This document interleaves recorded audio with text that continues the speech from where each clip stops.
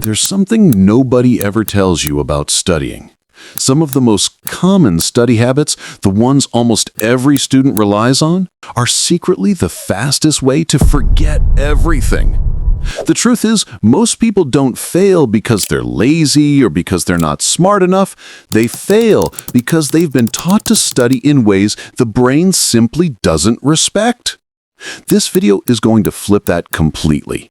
We are going to expose the worst study methods almost everyone uses, and then show the best scientifically proven alternatives that top students use to retain more in less time. No fluff, no cute routines, just the harsh truth about what actually works. Let's start with the most overrated method: rereading notes. Rereading notes is the academic version of staring at a treadmill and wondering why you're not getting fit. On paper, it feels productive. Your eyes move, your brain feels busy. You convince yourself you're absorbing something. But here's the issue. You're not learning, you're glazing. Your brain isn't being challenged. It's not retrieving anything. It's just scrolling through information like it's Instagram. And this is why rereading is so dangerous. It creates the illusion of mastery. You feel familiar with the material, so you think you know it, until the exam exposes you in 5 minutes. If you reread your notes and think, yeah, I've seen this before, I know this, you don't. That's familiarity, not understanding. So what actually works? Active recall. Active recall is the exact opposite of rereading.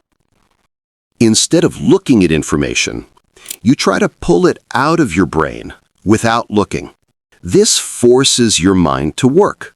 It strengthens your memory. It exposes what you don't understand.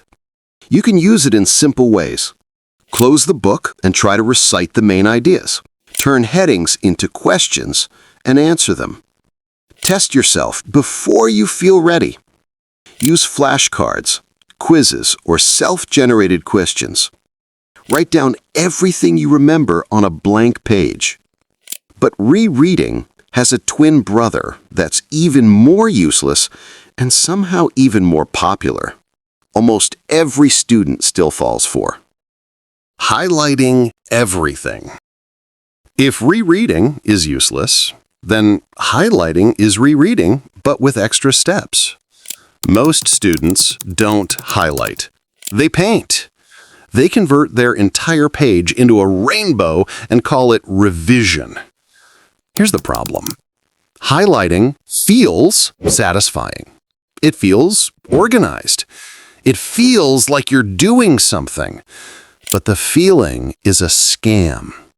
Because when everything is highlighted, nothing is highlighted. You're not thinking about what's important. You're decorating your textbook. Worse, highlighting is passive. You're not breaking concepts down. You're not summarizing. You're not testing yourself. You're just dragging a neon marker across a sentence and hoping your grades magically improve.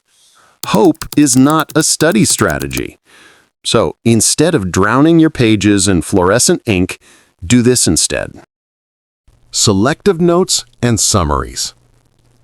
Selective notes force your brain to decide what actually matters. This is already 10 times more active than mindlessly coloring text. Summaries force you to explain the idea in a shorter, simpler way. This makes your brain compress, organize, connect, and filter information. Try these instead of highlighting. Write a 2 to 3 sentence summary after each small section. Note only the key concepts, formulas, or relationships. Rewrite ideas using your own words, not the textbooks. Use bullet points instead of paragraphs. Make mini chapter cheat sheets to reduce information overload. Suddenly, you're not just reading information, you're shaping information. And when you shape information, you own it. But highlighting's annoying cousin is even worse. The one method that has destroyed more sleep schedules, more mental health, and more exam scores than anything else students do. Cramming. Cramming is the emergency parachute students keep jumping with, even though it never opens. It's chaotic, it's stressful, it spikes your anxiety, it convinces you that studying is torture. And worst of all, it tricks you into thinking this is your fault. When you cram, nothing sticks. Your brain is overwhelmed, your focus collapses, your memory becomes temporary and fragile. Students think they're bad at studying because they forget everything. But the truth is, your brain was never designed to absorb 5 days of material in 5 hours. Cramming doesn't make you a failure. It just proves you're human. Real memory isn't built through panic. It's built through repetition over time. So instead of cramming, here's the method that top students quietly use behind the scenes. Spaced repetition.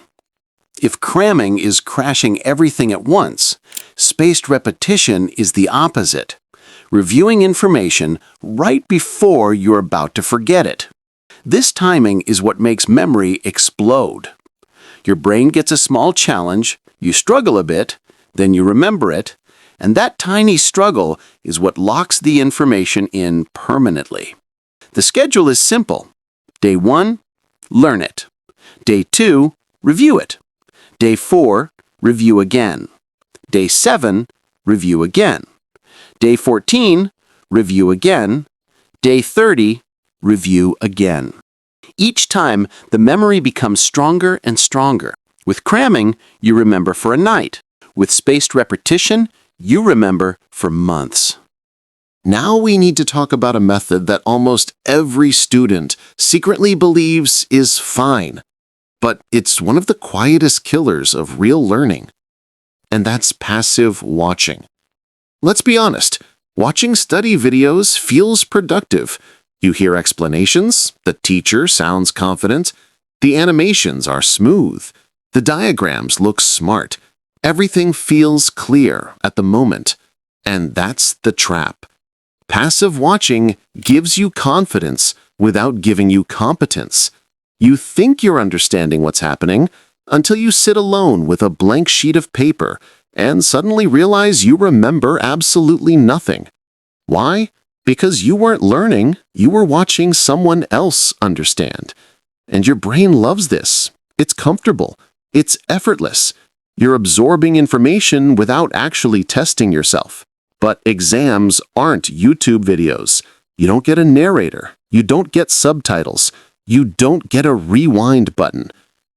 So passive watching needs an upgrade. Active learning. Passive watching becomes powerful the moment you interrupt it.